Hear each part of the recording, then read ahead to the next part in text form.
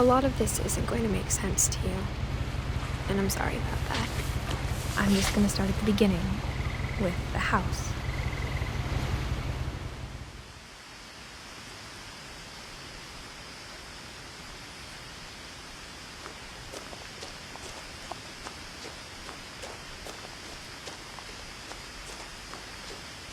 I lived here until I was 11, but I wasn't allowed inside half the rooms.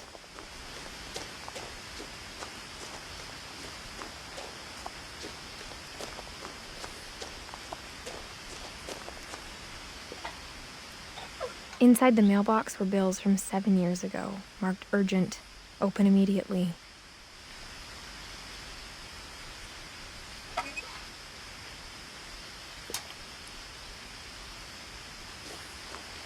I hadn't been back since my brother Lewis's funeral.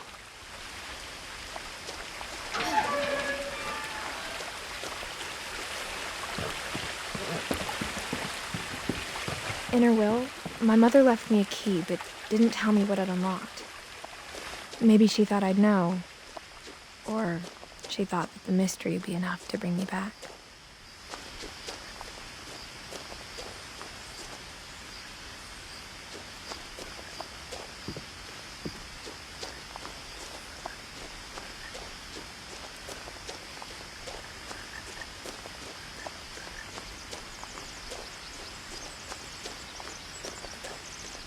No one had driven this way in a long time, but I saw a few hoof prints.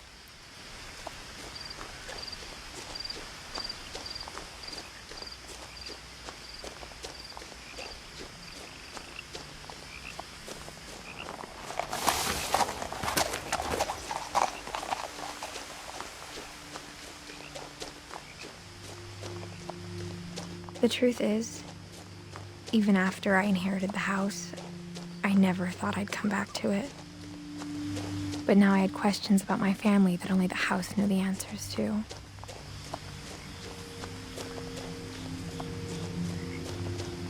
The house was exactly like I remembered it, the way I'd been dreaming about it.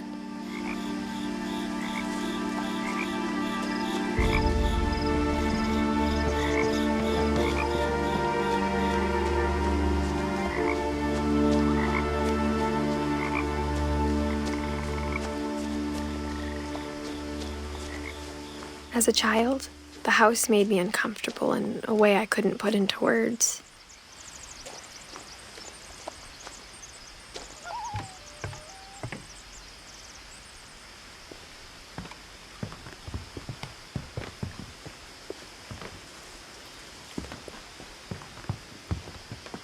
Now, as a 17-year-old, I knew exactly what those words were. I was afraid of the house.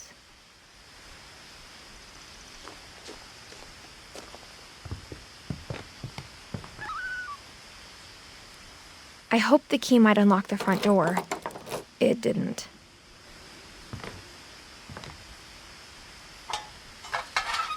Looking in, I felt like the house itself had been waiting for me.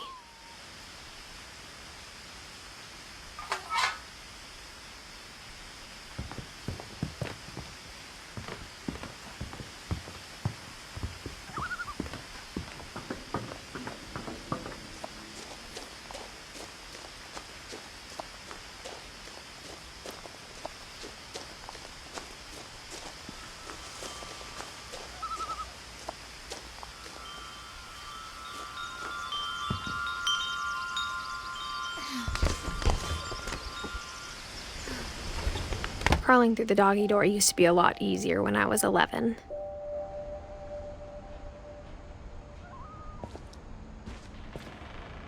The power had been turned off the night we left.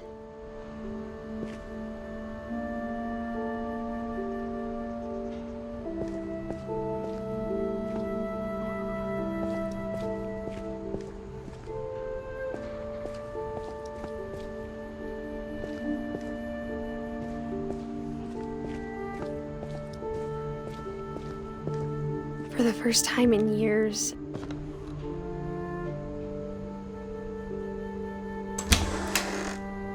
I felt like I was home.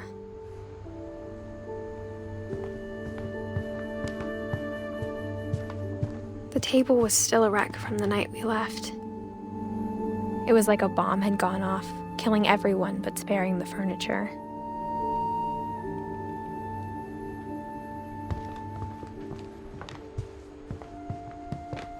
My mom was the only one of us who could imagine Great-Grandma Edie living in a nursing home.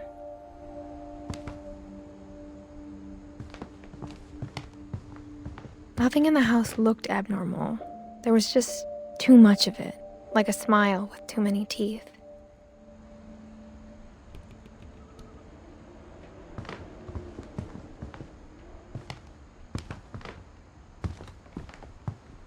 Even the fireplace had a story. Edie told me the bricks came from the original house, after it sank.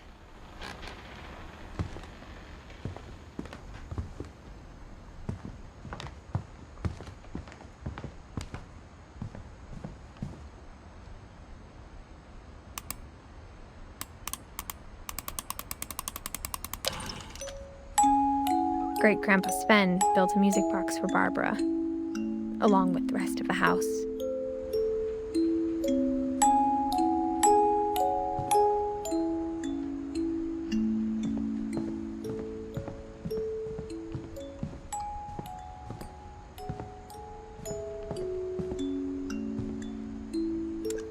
After Milton disappeared, Mom sealed up all the bedrooms. Then Edie retaliated and drilled peepholes.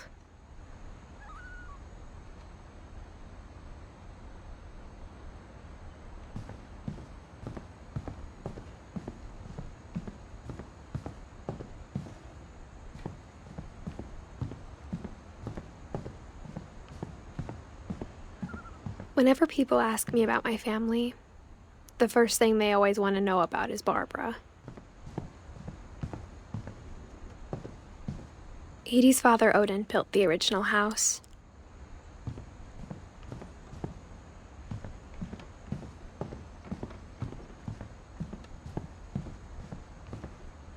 I spent a lot of time playing in Great Uncle Walter's room.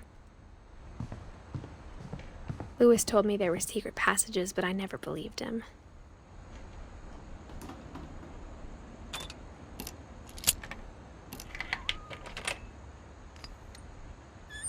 Turns out, my mom was really good at keeping secrets. Now it was time to find out what my mom had been afraid of.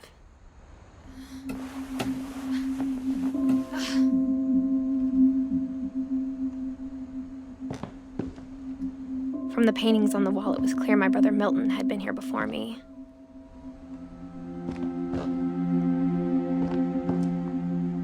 Reading this, maybe it sounds like I had a plan, but I had no idea what was behind that door.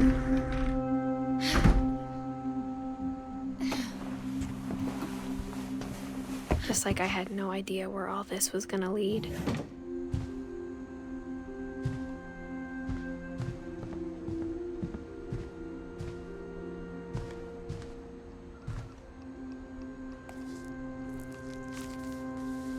December 13th, 1947. Dear Diary, I'll be gone soon, but I wanted to tell somebody about what's gonna happen. It started when Mom sent me to bed without dinner. I woke up and I was starving, so I looked around for something to eat.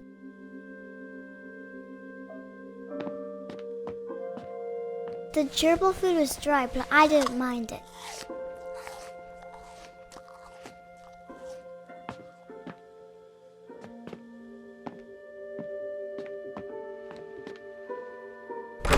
Mom, can I come out now? Sweetheart, it's late. Go to sleep.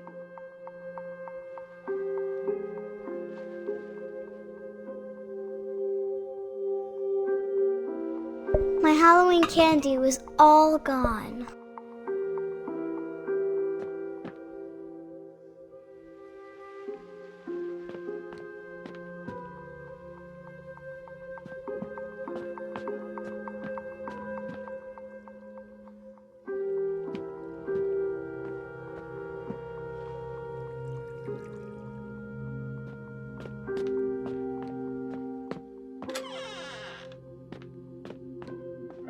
I kept eating and eating.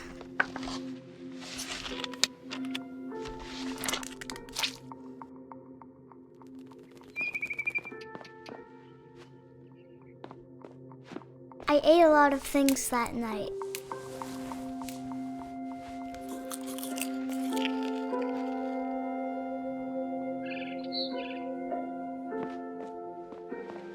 Then I heard chirping outside my window. It was a barn swallow going back to her nest. I reached out for her.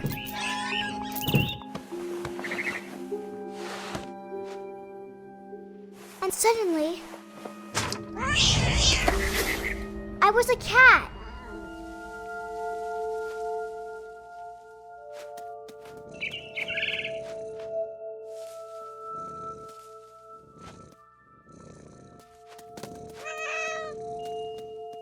I tried to be quiet, but the bird was really scared.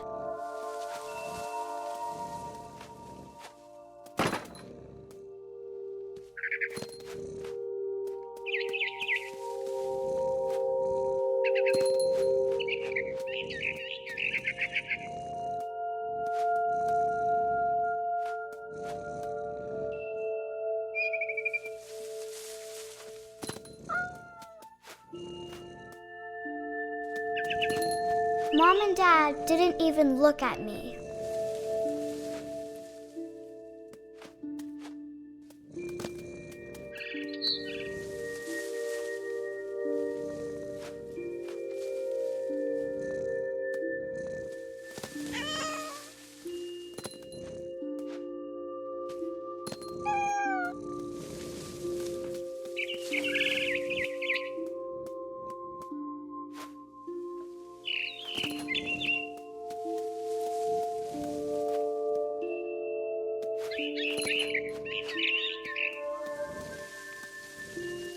I jumped and I almost got her.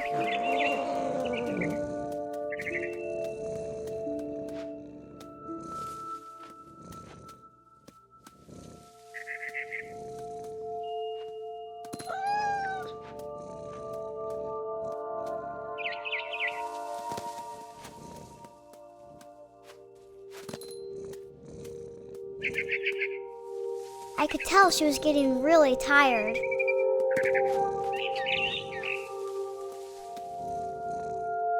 Now I was up in the big tree. I promised Dad I wouldn't climb it anymore. All I cared about was eating that mama bird.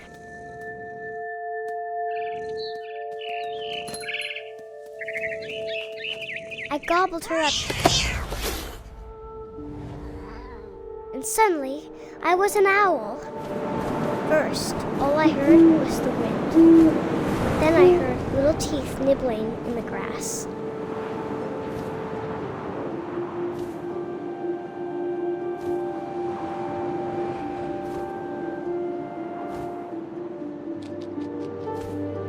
Rabbits.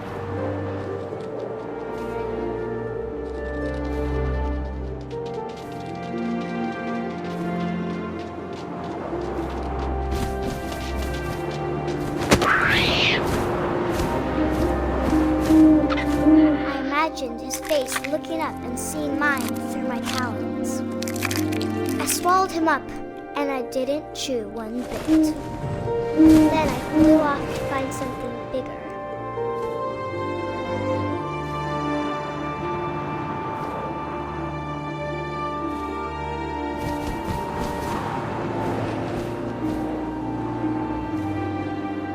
A mama rabbit.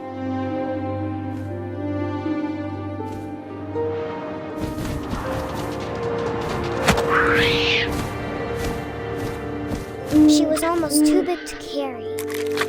I started choking, but I couldn't stop eating. And suddenly, I was a shark!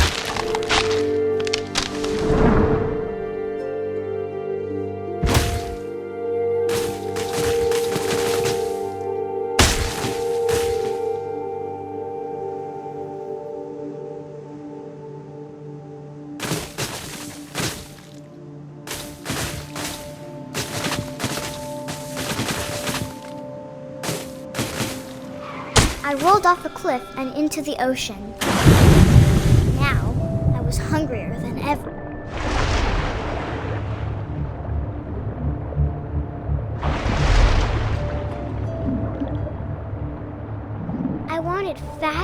juicy seals.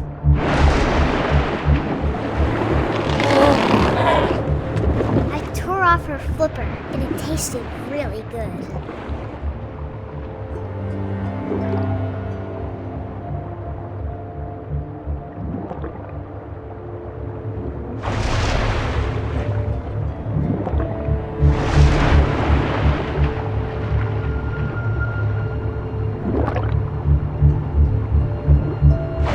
Grabbed on tight. But I was so hungry, I jumped out of the water. When I opened my eyes, everything had changed.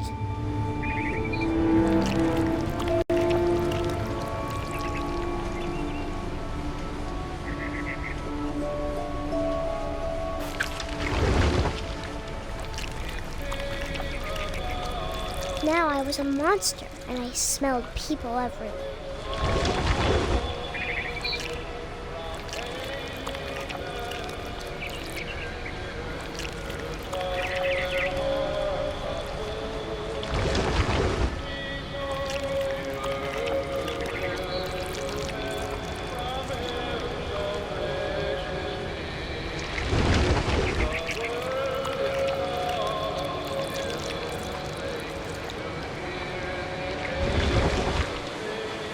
I was big, but I moved real quiet.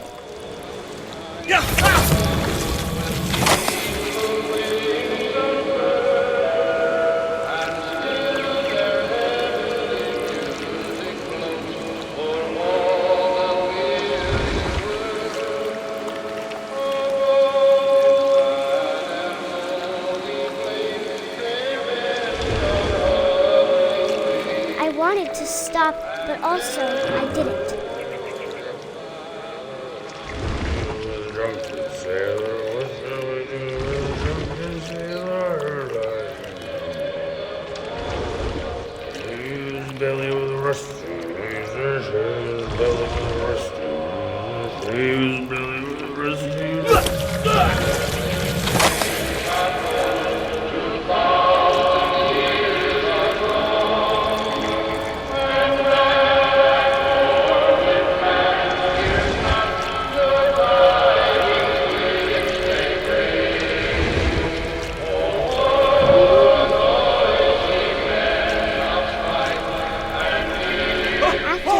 Passenger, I was still hungry. And across the water, I smelled something new. Something I had to have, so I swam towards it.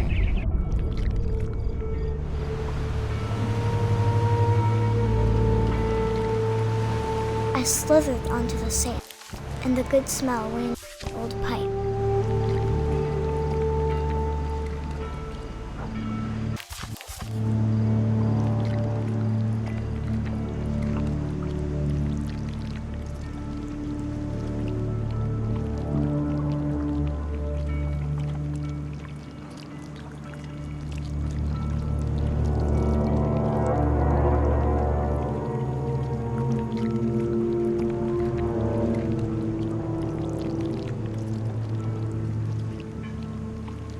I got closer and closer.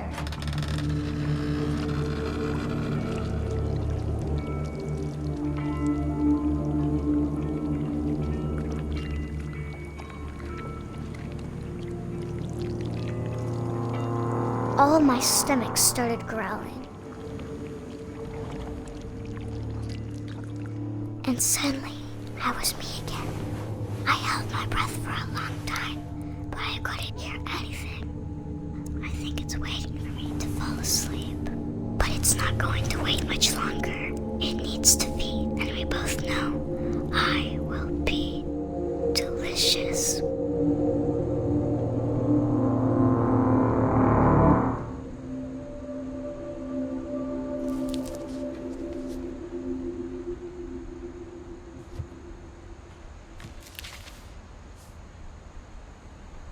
I'm not sure if I believed all of that, but I'm sure Edie would have.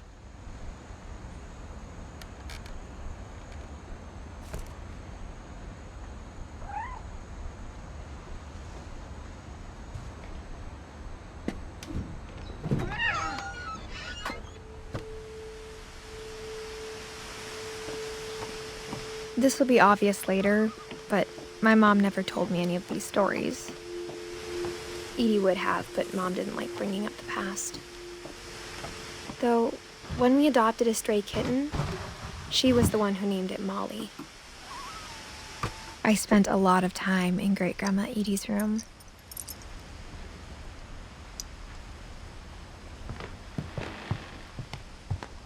Her room was like a museum. For 500 years, the Finches have been famous throughout Norway for their fortune and misfortune.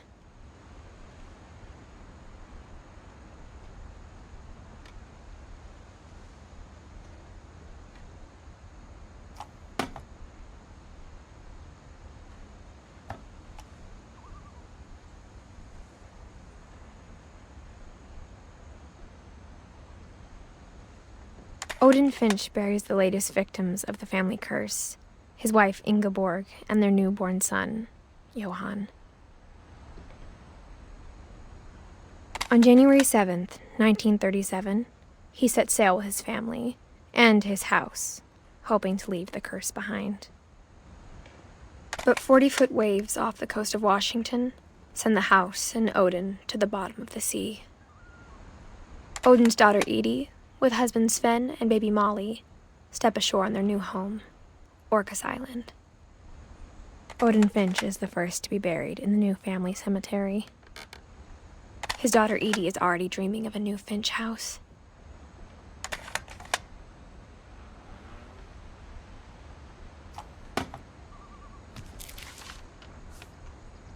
Whatever's wrong with this family, it goes back a long ways.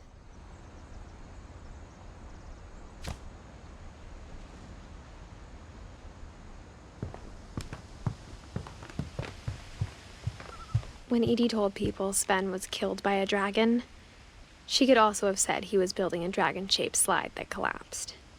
She could have, but she didn't.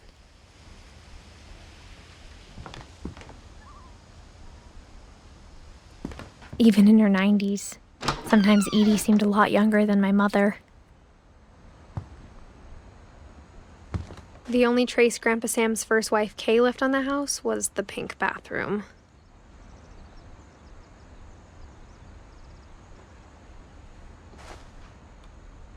It was a pretty big trace.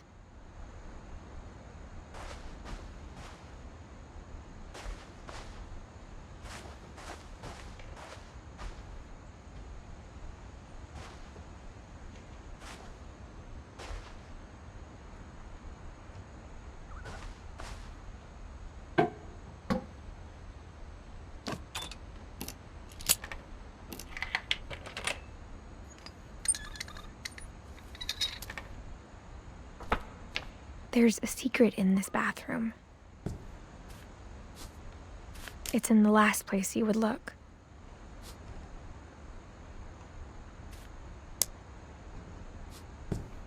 It isn't in the cupboard. It's hidden in this book.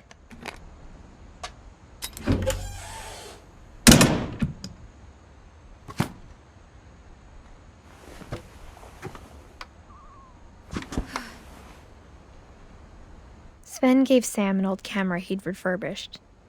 He never put it down.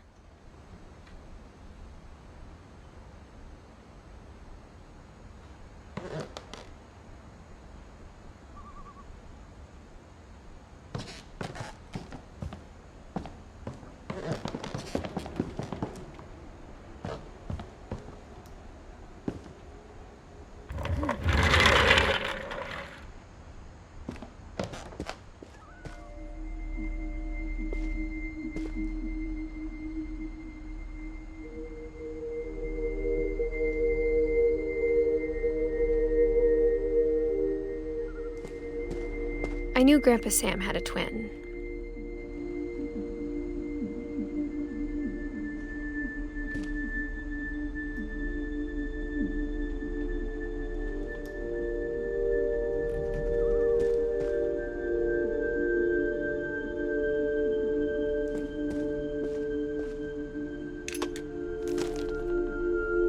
And that he never talked about him.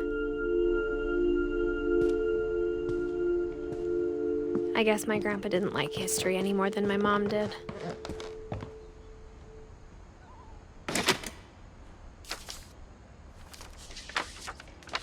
How I Want to Remember My Brother by Sam Finch. The thing I remember is that when he made up his mind, that was it.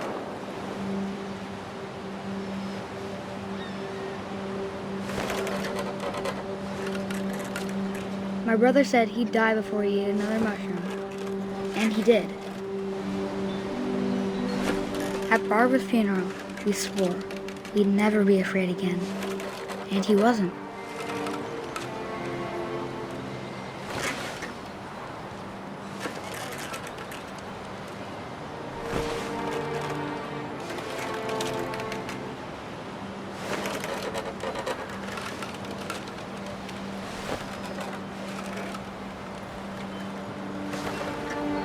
I think Calvin always wanted to fly.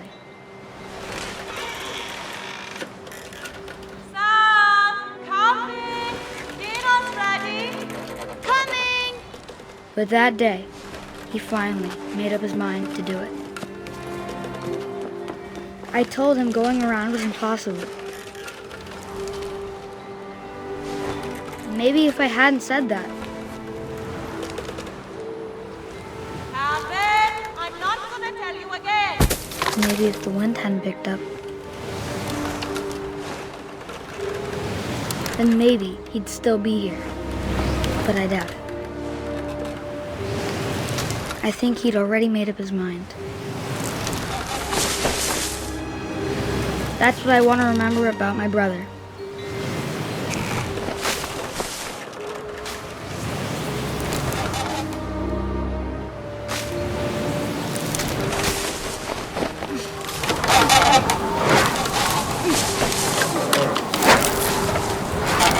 The day he made up his mind to fly. And he did.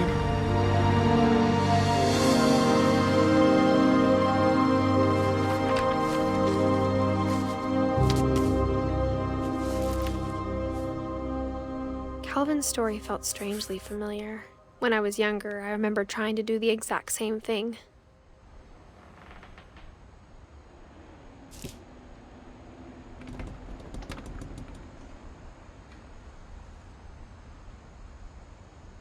After the funeral, Edie roped off Calvin's half of the room.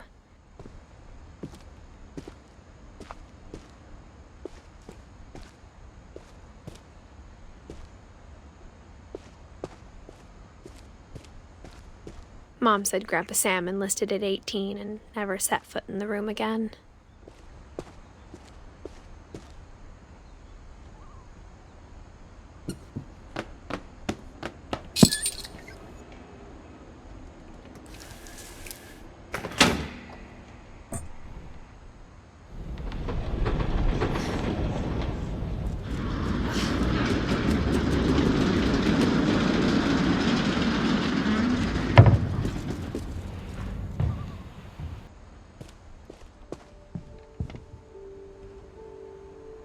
The passages were a pretty tight fit. They'd obviously been built for smaller hands and bellies.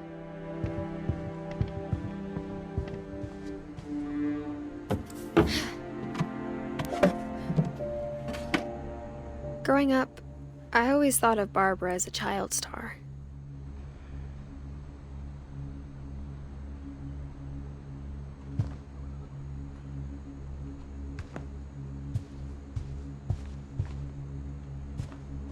I never thought about how hard it must have been for her afterwards.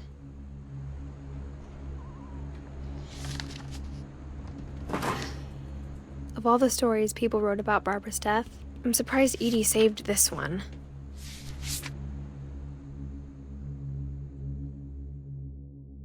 Old Jack here with another ghastly tale inspired by America's most unfortunate family. I'm calling it The Surprise Ending of Barbara Finch. As a child star, Barbara was famous for her scream. Now at 16, she was all washed up. A has-been. But in a lucky break, she'd been asked to perform her signature scream at a local convention for monster movie fans. It was just the boost her career needed. Unfortunately, her scream hadn't aged well. Getting better. I think you just need the right motivation. Her biggest fan and current boyfriend, Rick, was about to demonstrate when... Now that was a great scream. It was Barbara's father, Sven. He'd slipped into a table saw and had to be rushed to the emergency room. So Barbara got stuck babysitting her youngest brother, Walter. Her convention comeback was cancelled. Okay, I'm hearing frustration, but I'm not hearing terror. What if I tried... A gang of hoodlums in Halloween masks have been terrorizing Orcas Island tonight. Police are urging residents to... That came from the basement. You're right! Also, I loved your delivery on that. Why is your basement door locked? Because my dad likes making puzzles and secret passages. There's a key hidden in the music box. The secret is to keep winding and winding until finally the key pops out. Thanks, babe. I'll be back in a sec. 20 minutes later, Rick hadn't returned. So Barbara went to look for him, right on cue. She reached for the music box.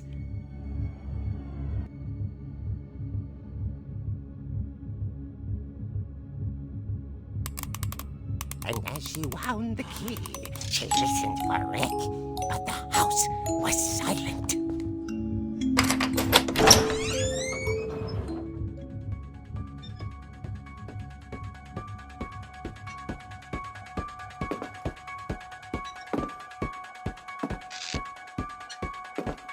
She found Rick's crutch and imagined the worst.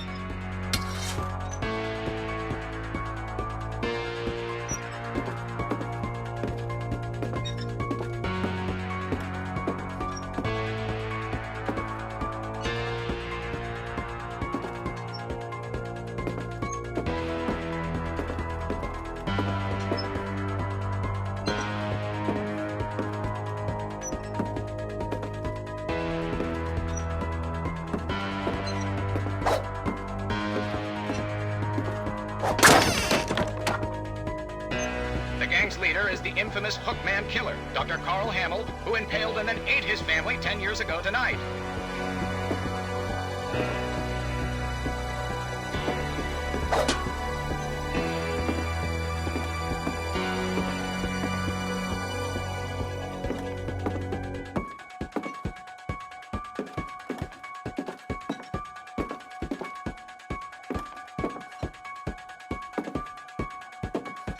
The old fridge rattled and grew still. Oh dear! Oh! Rick? Barb, relax. I was just trying to scare you to help you find your scream. Well, I'm not scared, Rick. I'm furious. Then act furious. All I'm getting from you now is that you're hurt and confused and She threw him out, but she kept a little something to remember him by. Barb, have you seen my other crutch? And she was still holding it when she fell asleep watching the late picture show. Hours later...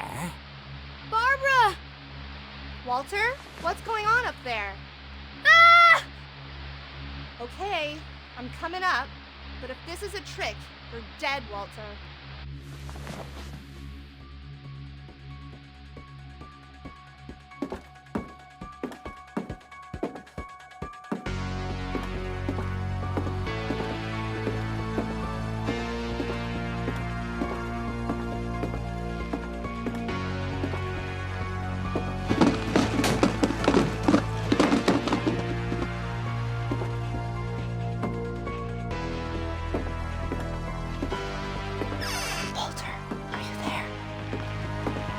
Walter had vanished, but his bedside radio was still on.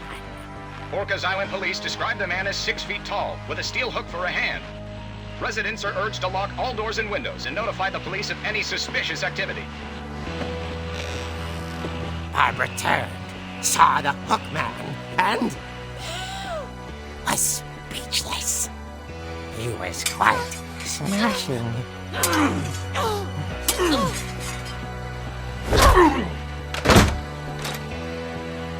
And he realized he couldn't get enough of Barbara. Okay, Barbara, there's gotta be another way out of here.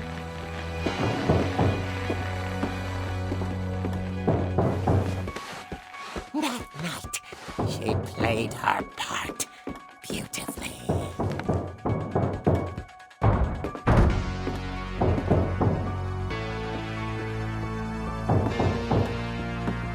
Molly's door hadn't been opened in years. The hinges groaned.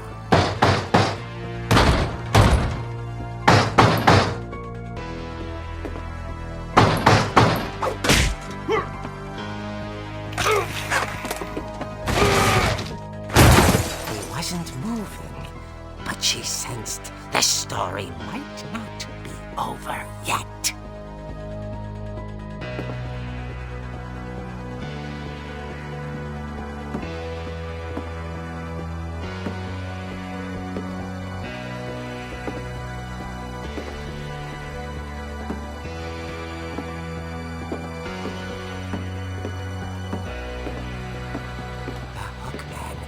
Vanished.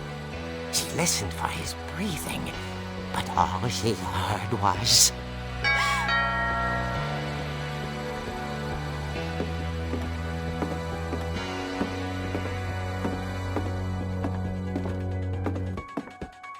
At the door, she heard whispering.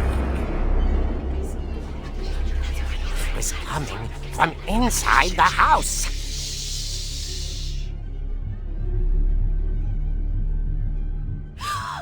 Oh dear.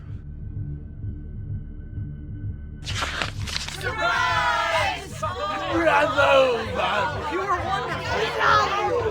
monsters had come to surprise her. For Barbara, it was a dream come true. Then she saw what kind of monsters they were, and she realized what was about to happen. She was going to be famous. And with her final breath, Barbara Finch gave the performance of her life.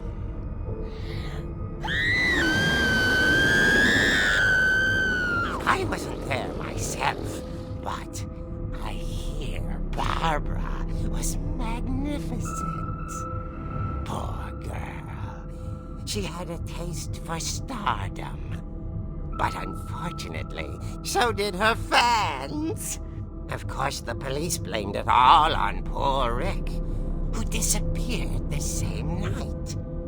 And little Walter, hiding under his bed the whole time. He took it all pretty hard, but that's another story. As for Barbara, tucked inside the music box is all they ever found of her. Her ear. Now that's what I call a real eerie tale.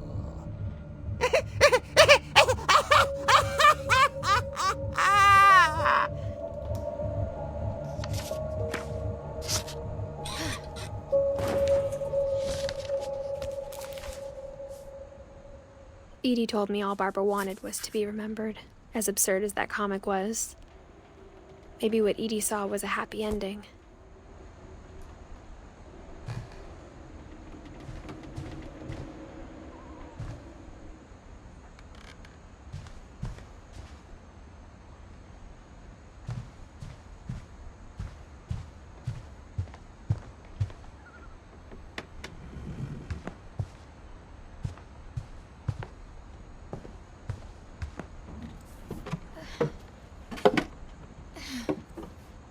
I guess now I know why Mom didn't like me playing with the music box.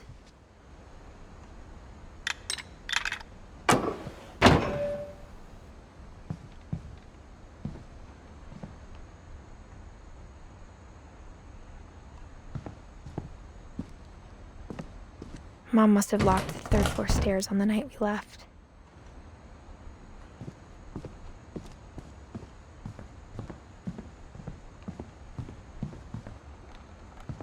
It's funny. All those times I played with the music box and never found the basement key.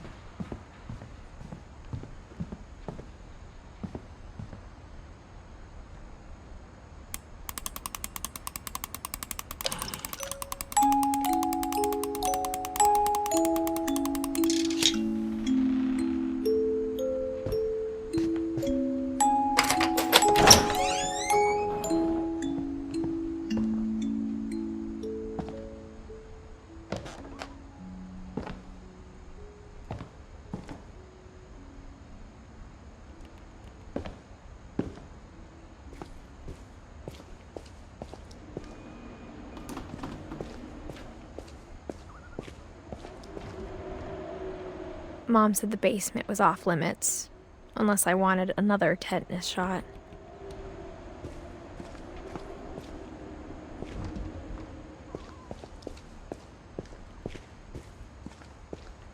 I saw Edie sneak down to the basement once, carrying packages. I thought maybe she was hiding presents.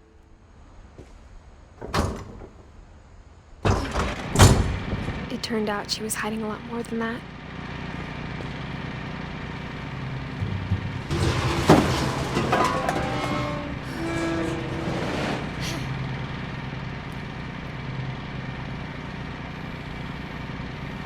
I remember asking Mom once about where Walter had gone. She said after Barbara died, he got as far away as he could. If there's a pattern in all these stories,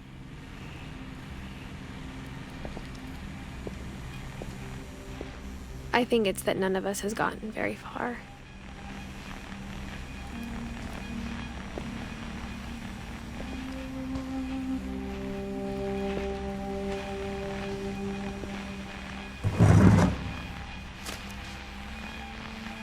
Goodbye, everyone. I can't believe I've been down here for 30 years. On that first day, after the shaking started, I didn't think I'd survive a week.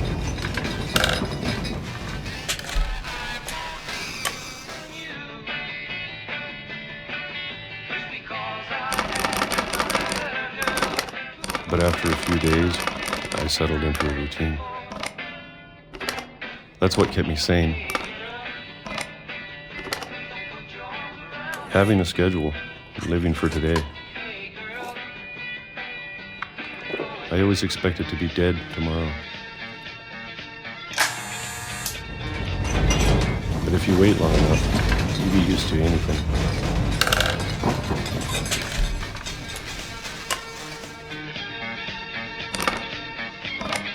Even a monster on the other side of a door starts to feel normal. Almost friendly.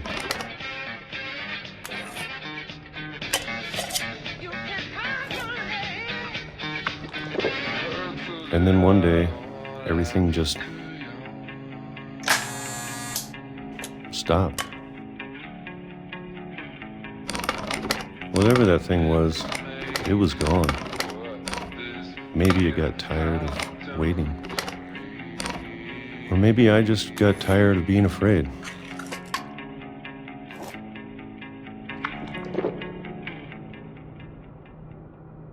It's been a week now, the longest in 30 years. I'm done waiting. I have to leave while I still can.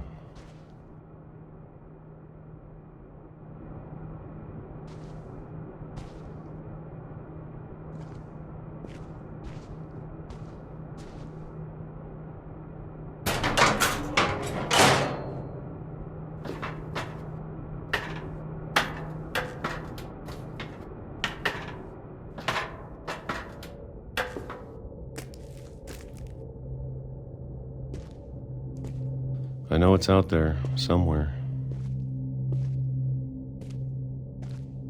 Whatever killed Barbara and Molly and Calvin.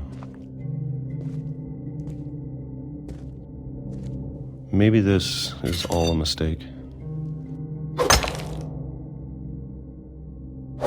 But I need to stop living the same day, even if it kills me.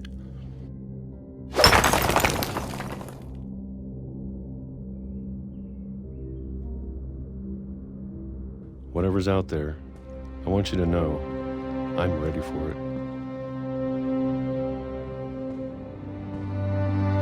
I'm going to appreciate all of it, especially the food. I don't mind if I only have a year left, or a month, or a single week. I'd be happy with one new day. I can already imagine the sun on my face.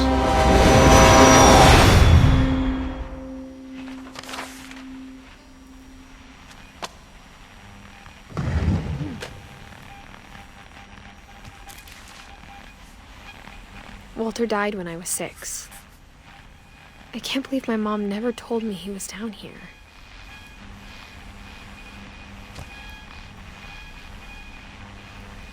I'm sure my mom was trying to protect me.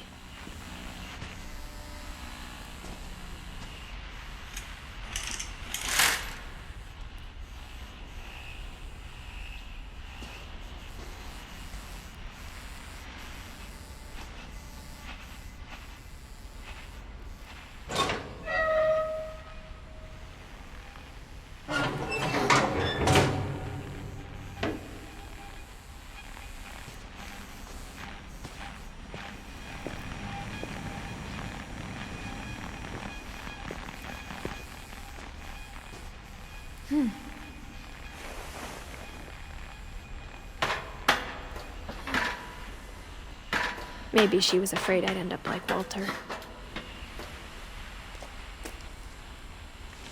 But if she never told me about an uncle under the house, I can only imagine what else she was hiding. I don't want to make the same mistakes she made.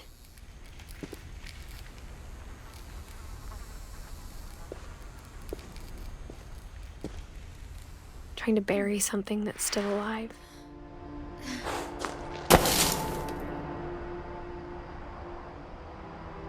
Now that there's only one of us left, or maybe 2, I thought it was time I heard the stories for myself and found out what happened to everyone else. But now I'm worried the stories themselves might be the problem. Maybe we believed so much in a family curse, we made it real.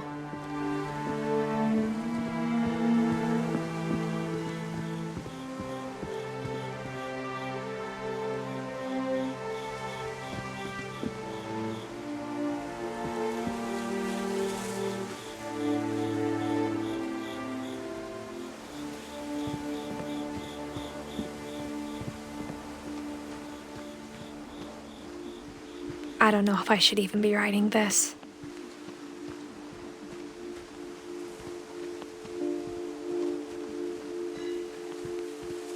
Maybe it'd be better if all this just died with me.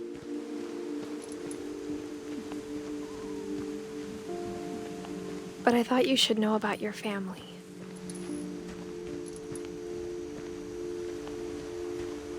And the history you're a part of.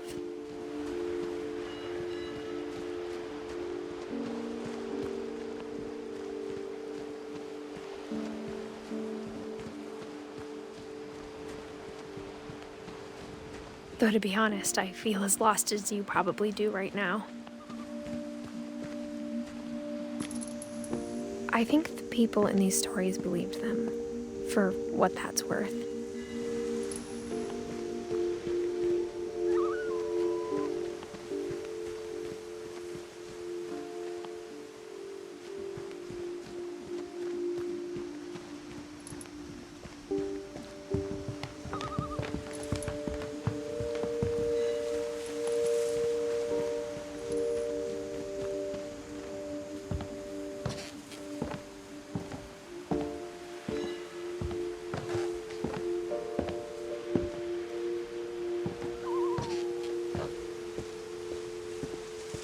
And when you look at the house, that history of imagination and stubbornness and madness, any of it seems possible.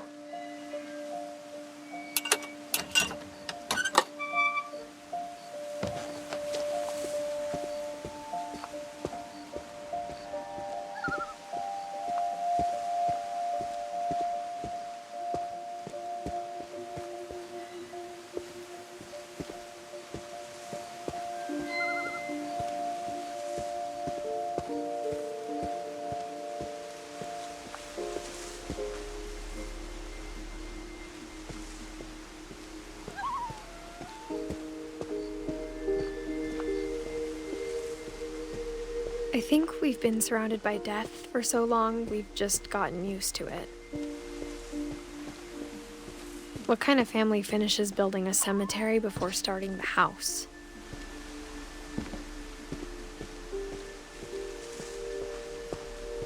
It's embarrassing for me to admit this, but the pet cemetery made me more uncomfortable than the human one. 3 of the gerbils were mine, and 2 had been my fault.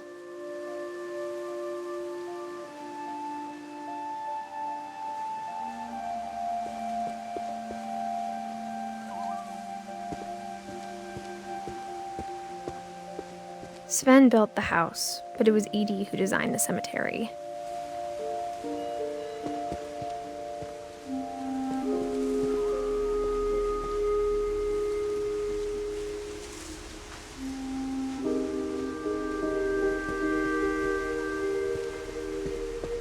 I'm sure Odin's monument had been Edie's idea. My mom was always trying to move on, but for Edie, the past never went away. She could see it poking out of the water at low tide.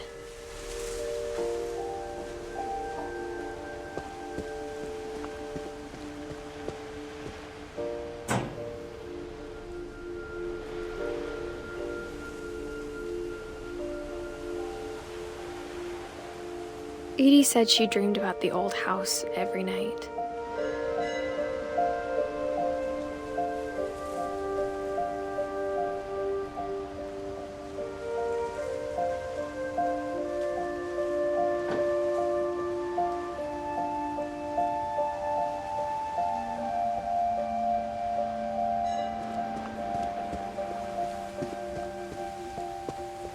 Edie's side was always easier for me to understand. But the older I get, the more I can see where my mom was coming from. She lost 2 of her brothers, just like I did. I get why she tried so hard to protect us.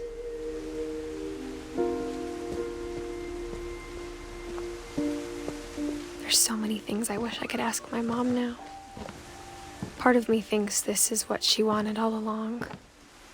For me to come back someday and find everything out for myself.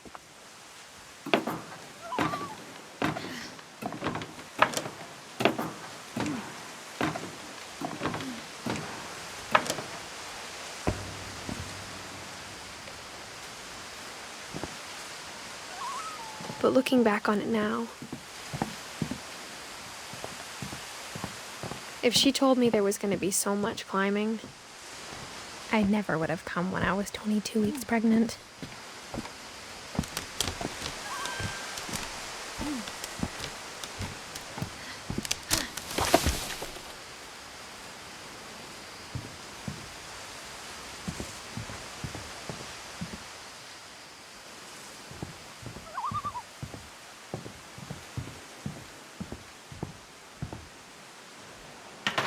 I never met Grandpa Sam, but I think he and my mom had a lot in common.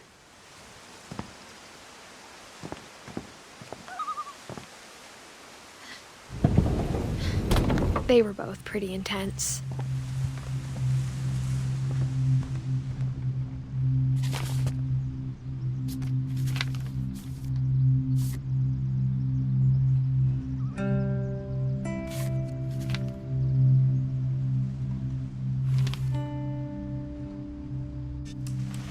Dawn, I promise, you'll never forget this weekend. Yes, sir. These memories are gonna last a lifetime. Am I gonna have to shoot anything? It's a hunting trip, Dawn. Shooting is strongly encouraged. Not quite. What? Perfect. It's gonna rain the whole weekend, isn't it?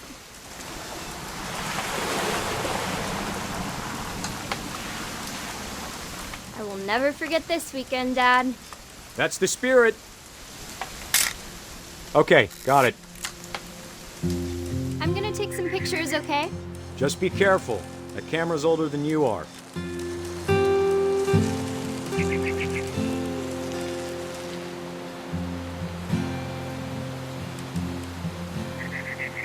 You're right, Dad. It's starting to clear up. Still freezing, though.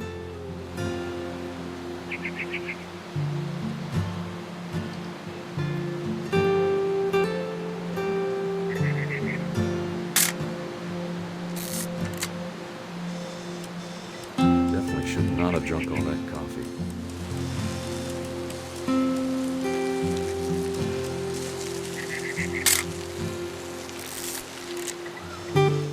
Nothing quite like being outside. Hold still while I take a picture of you. Hi, Day! That's a keeper. Oop. A little more gas in the tank, I guess. I'm just saying, I'm not always gonna be here, Dawn. You'll need to remember this stuff, if you want to survive. I'll be fine, Dad. You know who else thought he was gonna be fine? Some guy who died. Dawn, I'm being serious. I know, Dad. You're always serious. Doesn't being out here make you want to chill out? Well, to tell you the truth, I haven't been out here in 20 years.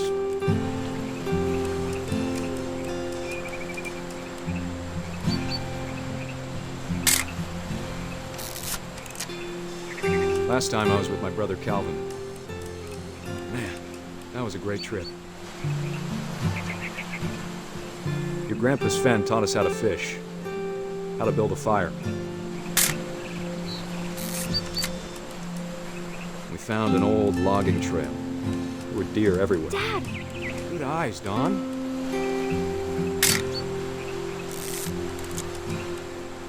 Before you take the shot, let me get a picture of you.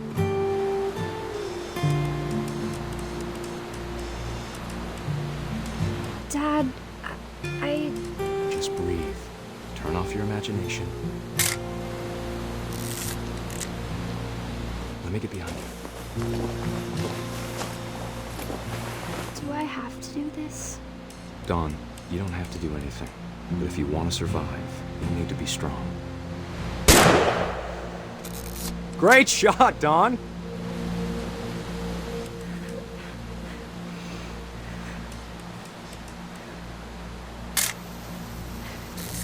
I'm proud of you, Dawn. Always remember that, okay?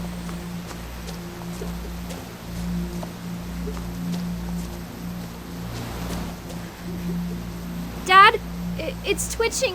I think That's it's totally still... normal, Dawn. Just focus on the camera. Try not to think about... Dad!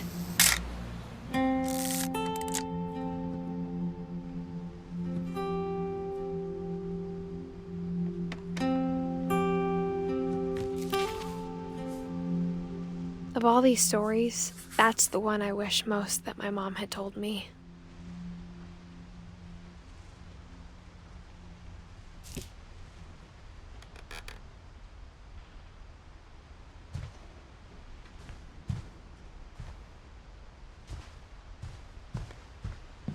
Instead of hiding from death, Sam seemed to go out of his way to meet it.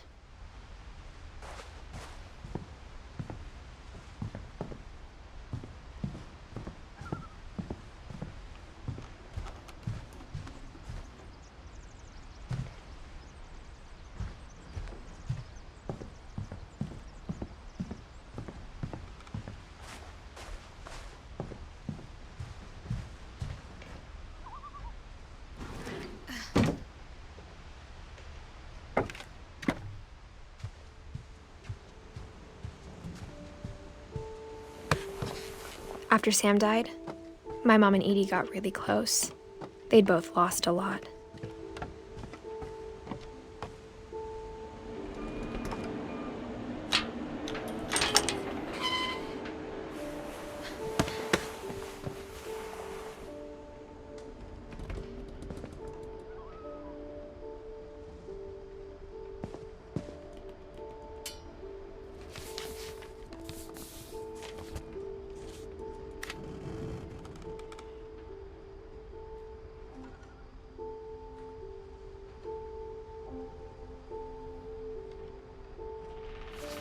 Dear Kay, do you remember the way Gregory used to laugh when he thought he was alone?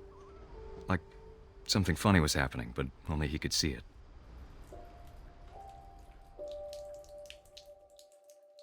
I think he saw things the rest of us don't.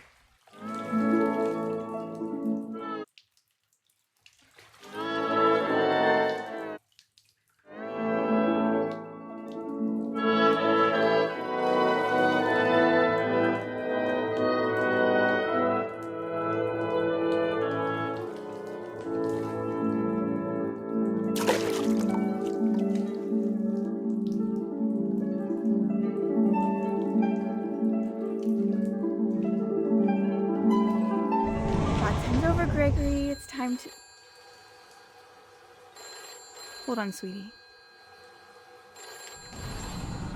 Hello? Sam, I told you I don't want to talk right now. I wonder what he saw.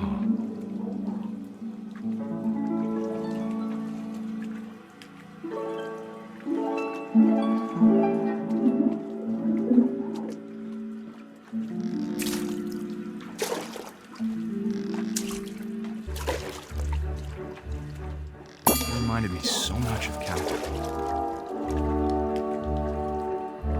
Lost in his imagination. Whatever it was, he saw.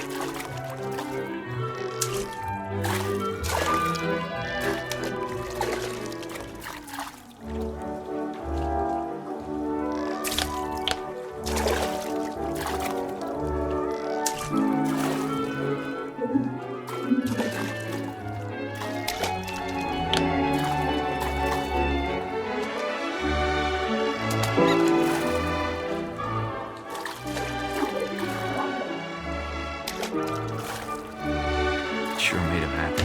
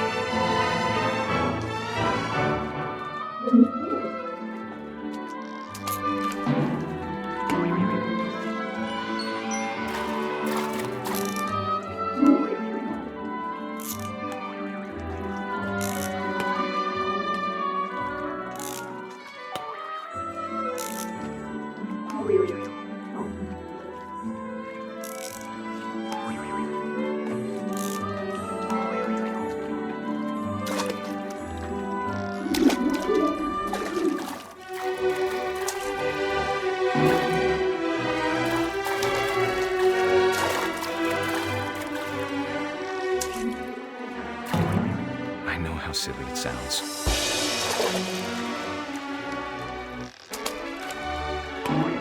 That I worried about a baby being too happy. But I could feel him slipping away. Sorry about that, Gregory. I know you did everything you could. Maybe if I hadn't called that night. Damn it. Hold on, I don't want Gregory to hear this.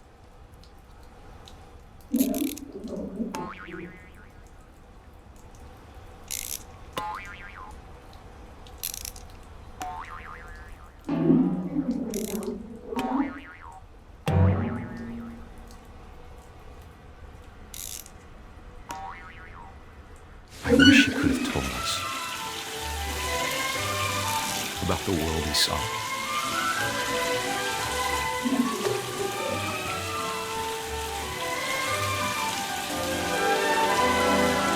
There's so much I don't understand about Gregory, about everything.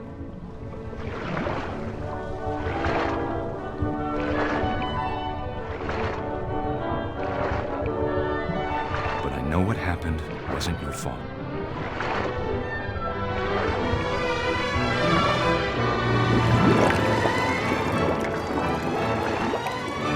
I'm sure he's happy. And he'd want you to be happy too. Good luck, Kay. Love, Sam.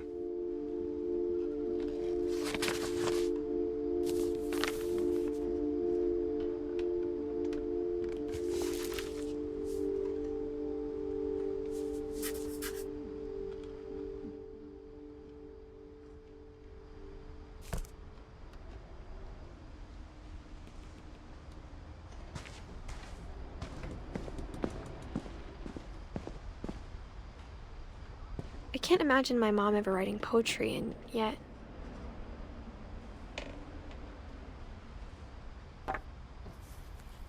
A poem for Gus, who always said the wedding was a bad idea. Our father never hit us kids, at least not very hard, before the day my brother said with teenage disregard that he'd be dead before he'd see a wedding in our yard.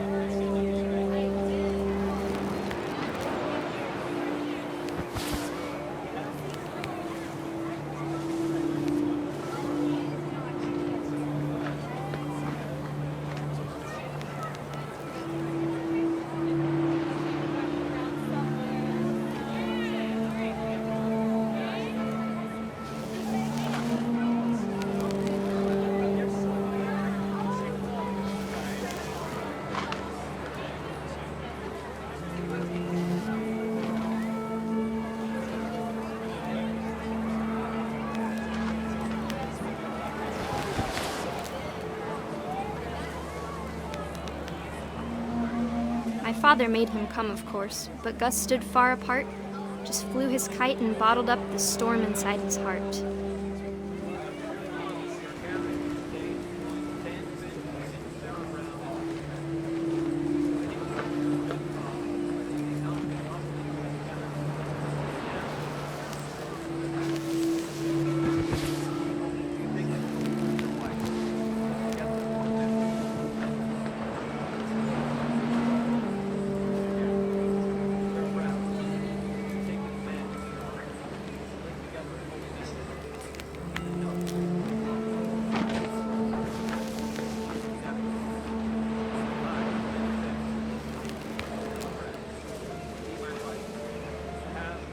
I tried to talk him out of it, but though he'd never met her, "We don't need a stepmom," were the words that I now pronounce you husband and wife. You may kiss the bride.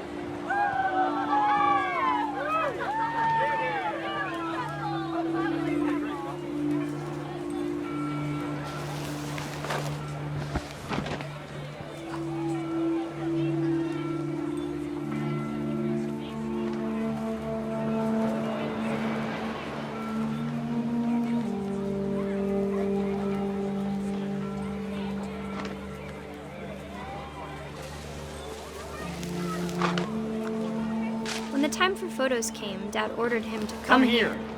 But Gus declined and as a sign held up his middle finger.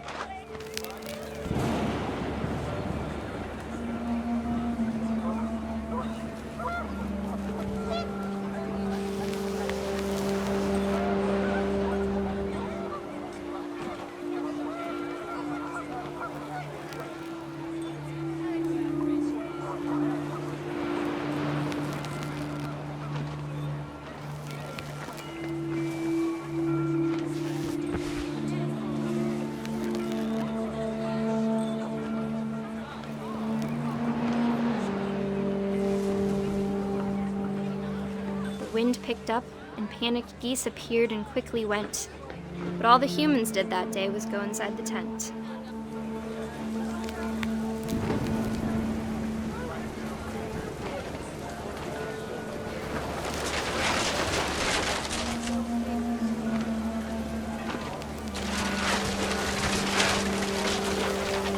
The rain came down in buckets then, but no one seemed afraid that nature might destroy the tent our dad had crudely made.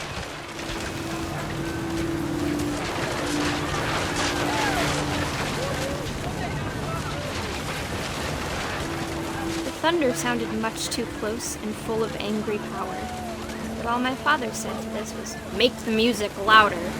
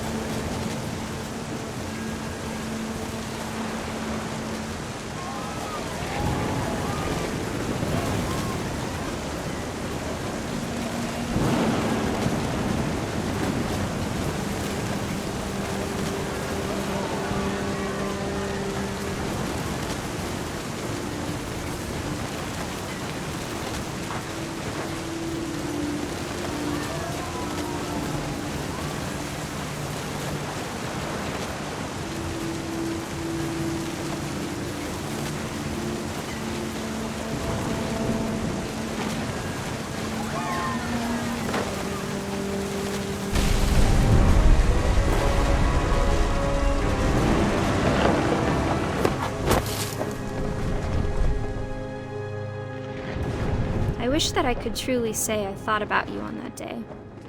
Out there on the beach alone, just you, the wind, the sea, and foam.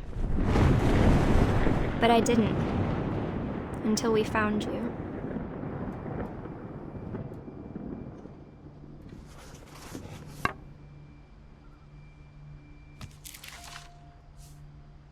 She never talked about him, but Mom told me once if I was a boy, they were going to name me Gus.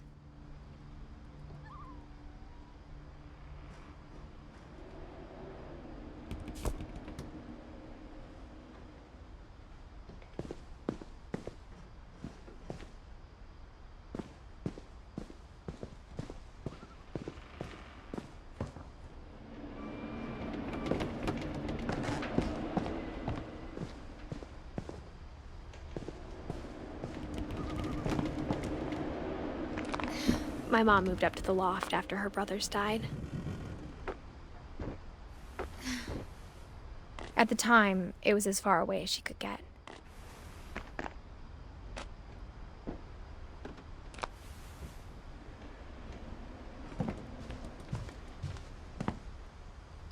She spent a summer building houses in Calcutta, where she met my dad, Sanjay.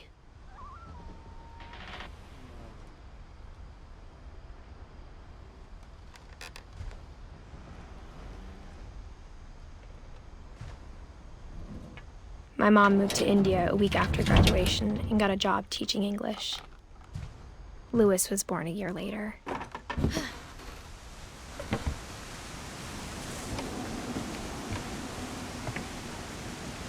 When my dad died, I don't think Mom knew where else to go. I'm sure Edie was happy to have her back. And to see kids in the house again.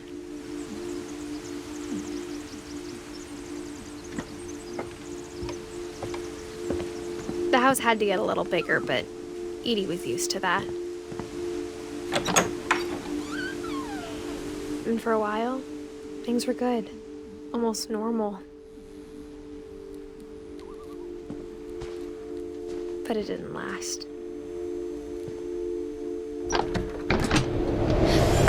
The beginning of the end was Milton's 10th birthday, when Edie gave him a castle.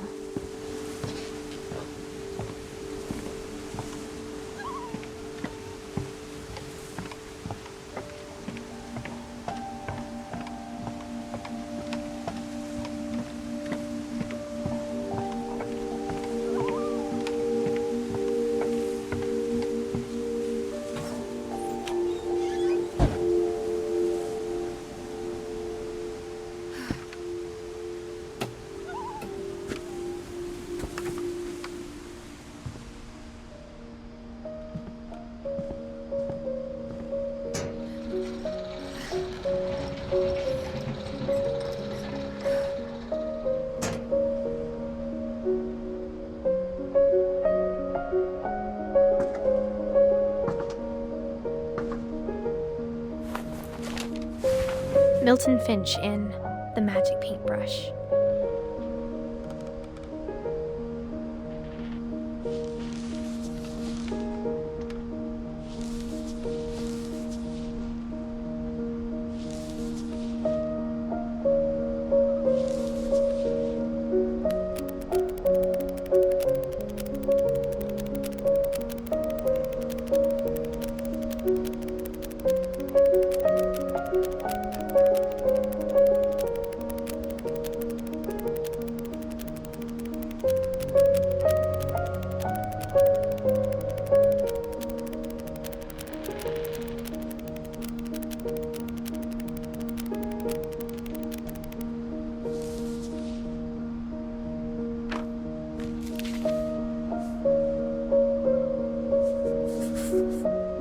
I was 4 when Milton disappeared.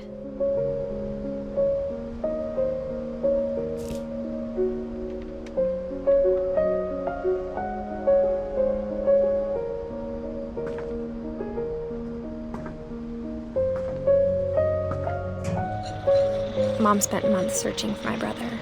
Then she sealed the doors.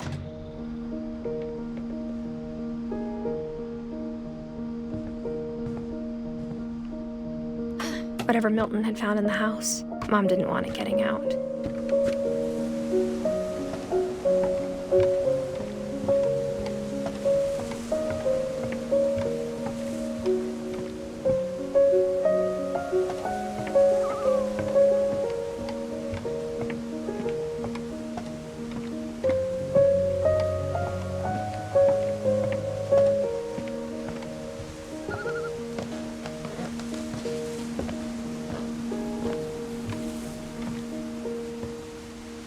Mom definitely blamed Edie, but I think Louis blamed himself.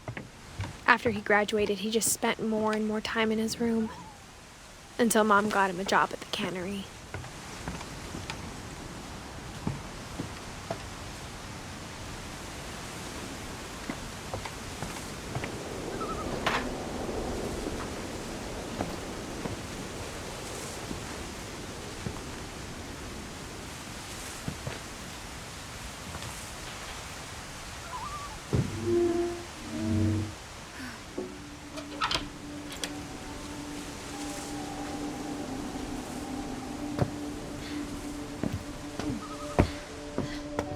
Louis's room smelled very, very familiar. That part of him lived on.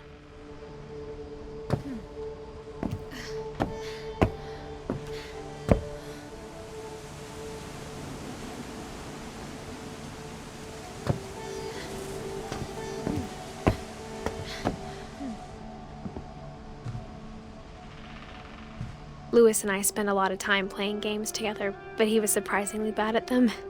He died a lot.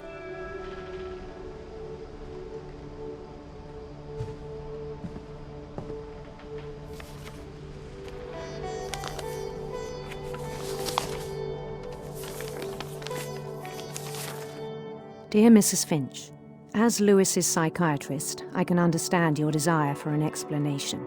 As I see it, the trouble began in January, shortly after we convinced your son to seek treatment for substance abuse. Newly sober, I believe Louis first noticed the monotony of his daily life.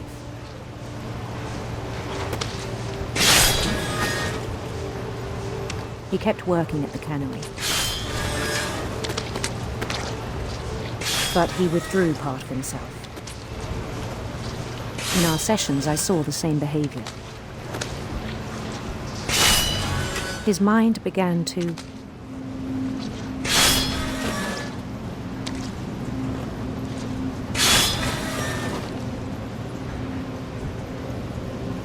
wander.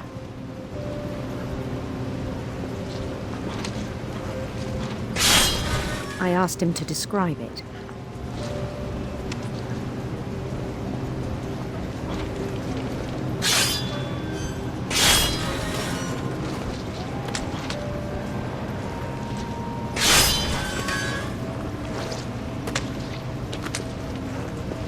He said he started small, imagining a labyrinth.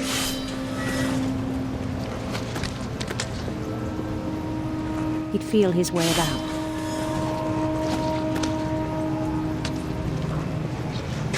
Then something moved. Bats.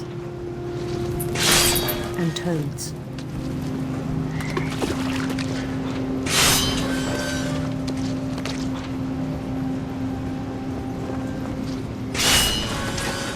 And things that have not names. He knew it was all in his head. But he took it very seriously. I had hoped he'd find himself.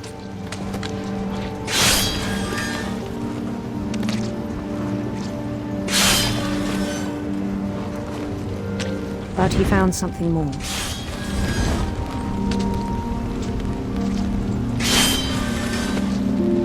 I worried about him then. Daydreaming at the cannery.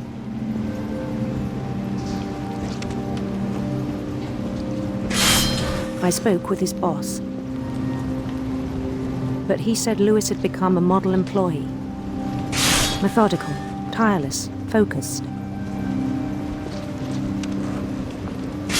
Like a whole new Lewis. So I let him go on.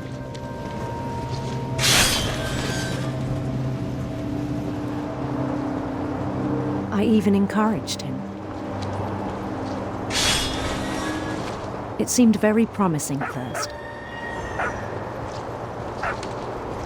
He told me he'd made a new friend.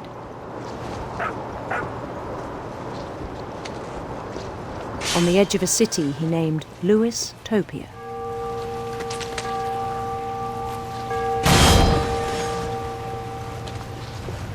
He built the city up slowly, brick by brick.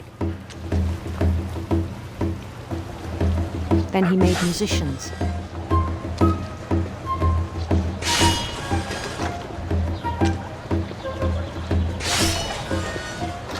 And songs for them to play. He talked about starting a band. And he was always humming something. Every day his imagination grew stronger.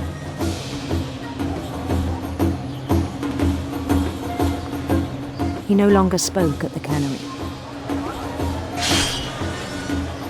But his chopping was as reliable as ever. Then one day it struck him that all the cheering crowds, even the stones under his feet, were all in his imagination, so he could do whatever he wished.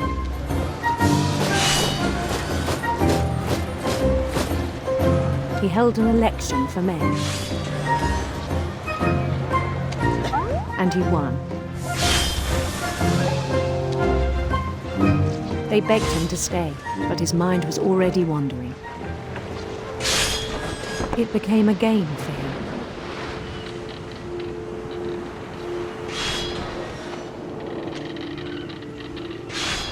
He'd conquer a city, then immediately push on. New Louisville.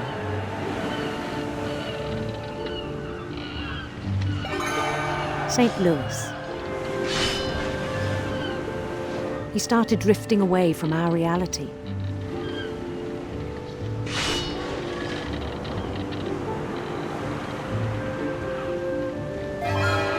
Minneapolis. Until one day he forgot to go home from the cannery. Even as his mother pleaded with him, part of Lewis kept sailing on.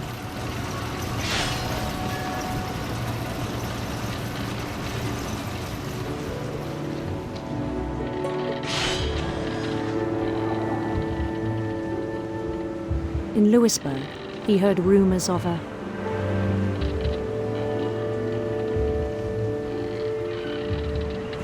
beautiful prince, handsome queen.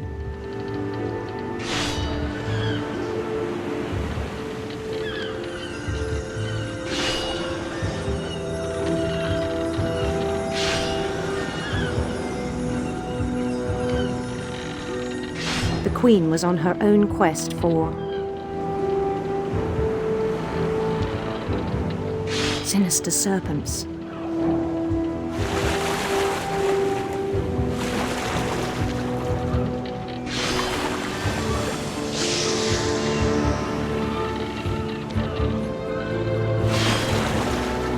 followed the sound of her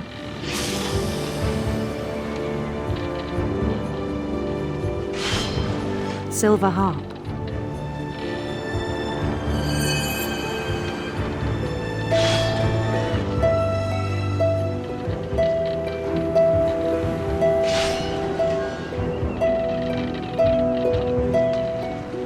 His chase led him to a golden palace east of the sun and west of the moon. Even then, his logic remained sound.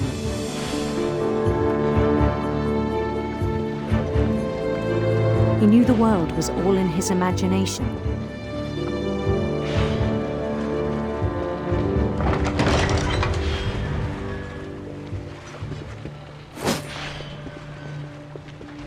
But he was so proud of having created it.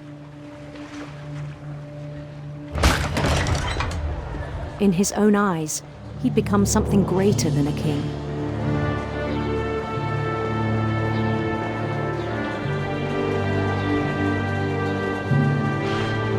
For someone who'd never known success in the real world, I think it was overwhelming. And then it struck him that the real Louis was not the one chopping salmon, but the one climbing the steps of a golden palace.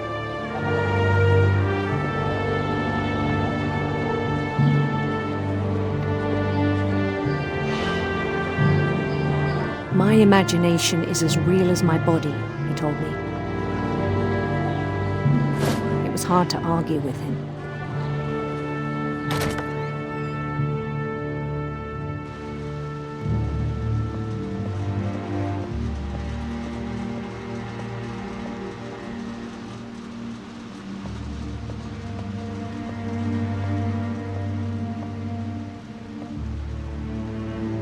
Began to forget the world we know.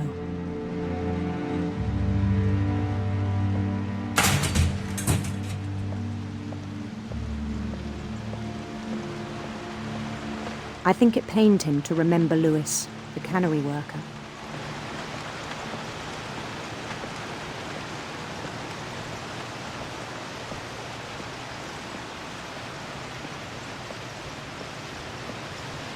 He began to despise the man with a royal contempt.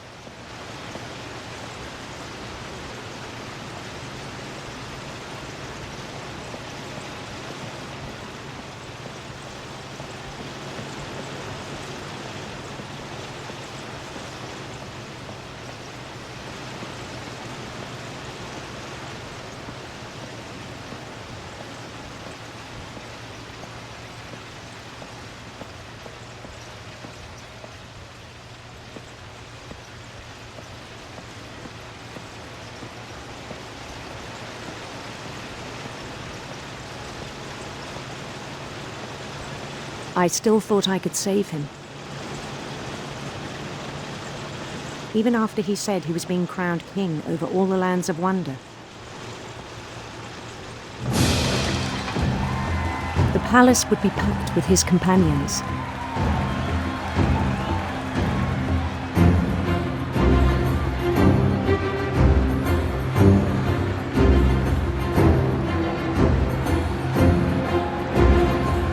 Including the wise Calico who'd insisted on inviting him.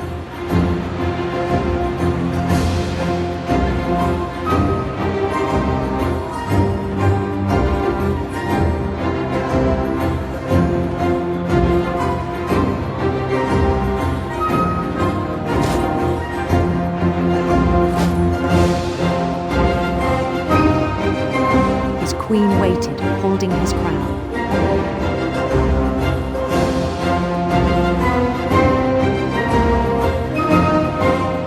There was only one thing left to do.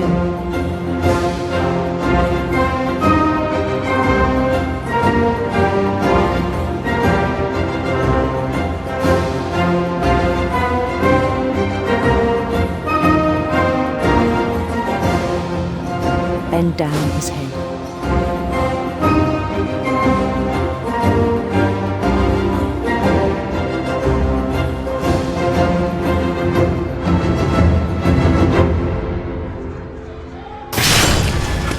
I think you know. Mrs. Finch, your son was a kind man who will be missed by all of us who knew him.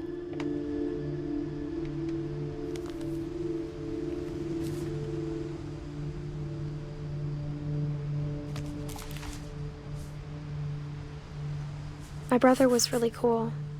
I wish you could have met him.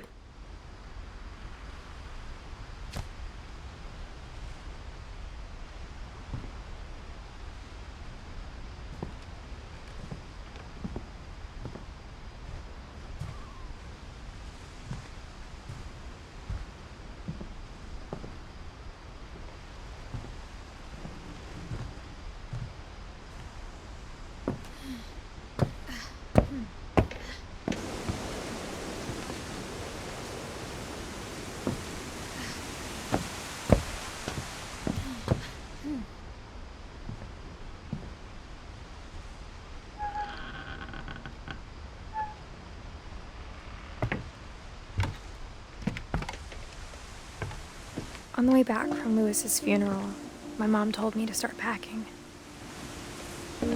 She waited until the day before we left to tell Edie. I'm not sure if she wanted to make it easier or harder.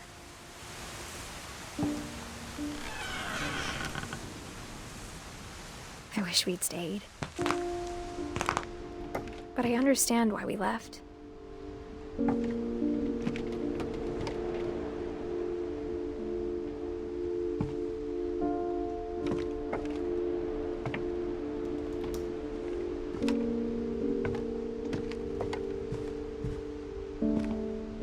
My mom ended up leaving everything behind.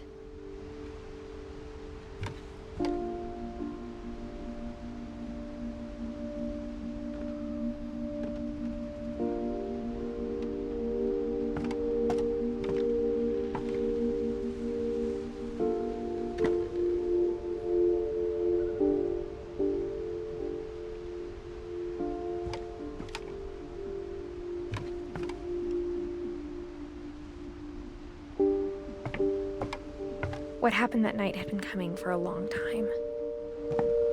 Maybe it should have come sooner.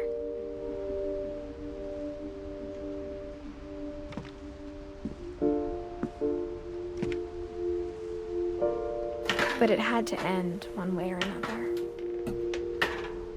All that's left now is to tell you about that last night.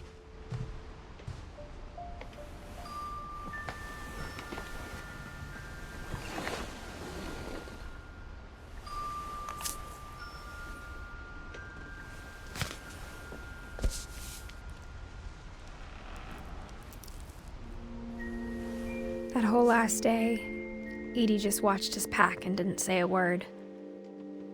Until supper, when she raised her glass and said, "To our final night together, and all our final nights apart." Grandma, you know what I said about alcohol. Some of your medications are very Edith, specific. I left a present for you in the hallway. Why don't you go open it? The grown-ups have to argue now. I'm sorry, you're right. We're all leaving tomorrow. Let's just enjoy our last... I'm not leaving. Edith, you're excused.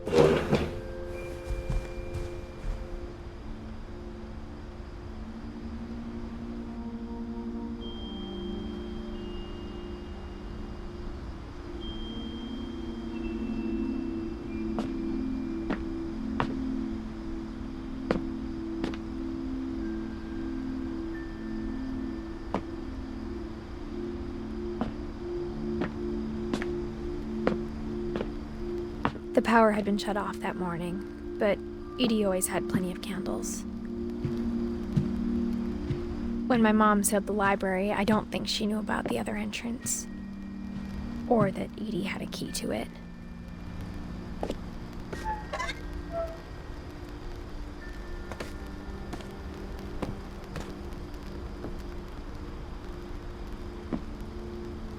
The thing you're afraid of isn't going to end when you leave the house.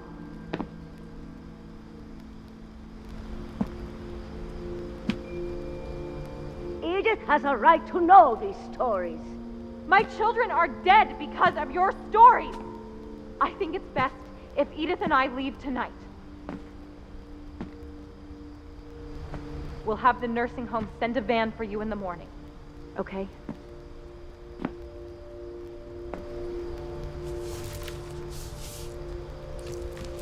Dear Edith, there's so many stories I wish I could tell you, but there's only time for one. This is about what happened on the night you were born. That night, the tide went way, way out.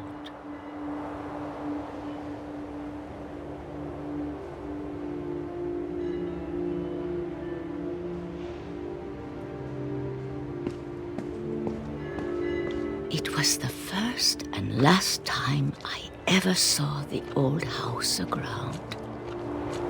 There'd been an earthquake out in the middle of the ocean.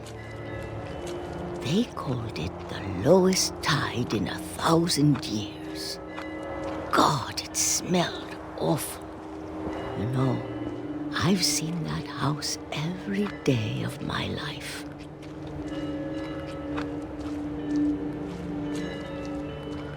But I never thought I'd go back to it. When the fog rolled in, I lost my way.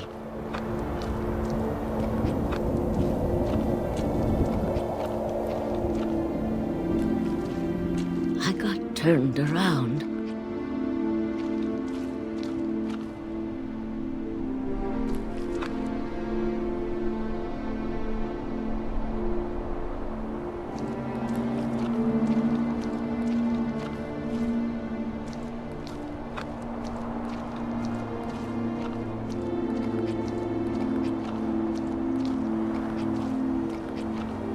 For a while, I wandered.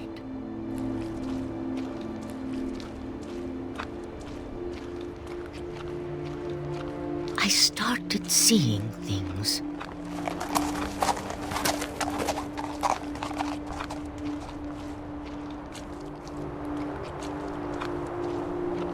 Things I'd forgotten had ever existed.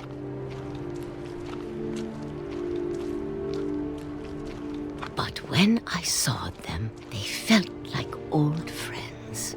That night, a lot of things came back to me.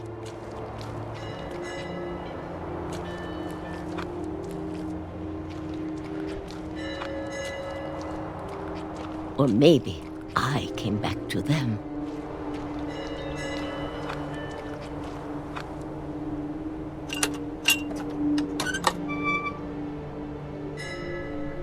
Things I can't explain, but that I need you to try and... Edith, what are you doing in here? It's mine. Edith! Mom, you're gonna rip it! Let go! I kicked and screamed, but Mom dragged me to the car.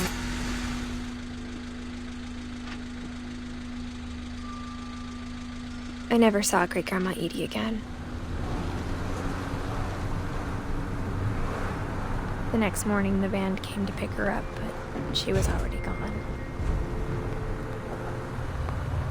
After that, we moved around a lot.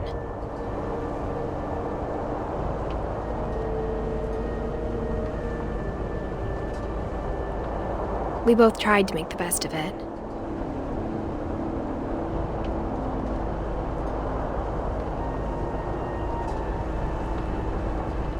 A few years went by.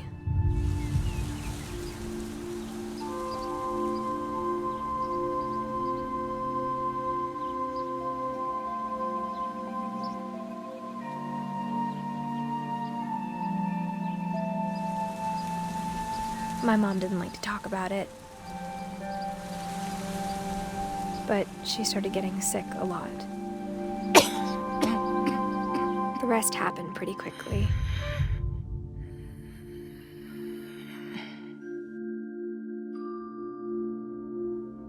She got better for a while, and then she didn't.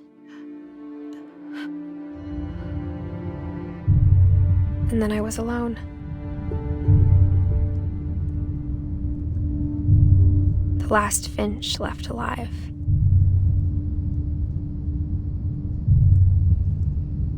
Until I found out about you. I'm still not sure what to tell you about all this. If we lived forever, maybe we'd have time to understand things. But as it is, I think the best we can do is try to open our eyes. And appreciate how strange and brief all of this is.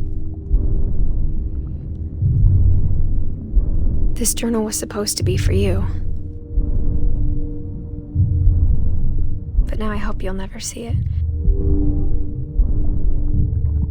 I just want to meet you and tell you all these stories myself. But I guess if you're reading this now, things didn't work out that way.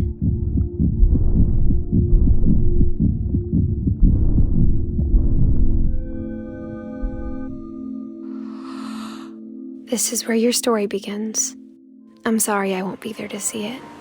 It's a lot to ask, but I don't want you to be sad that I'm gone. I want you to be amazed that any of us ever had a chance to be here at all. Good luck.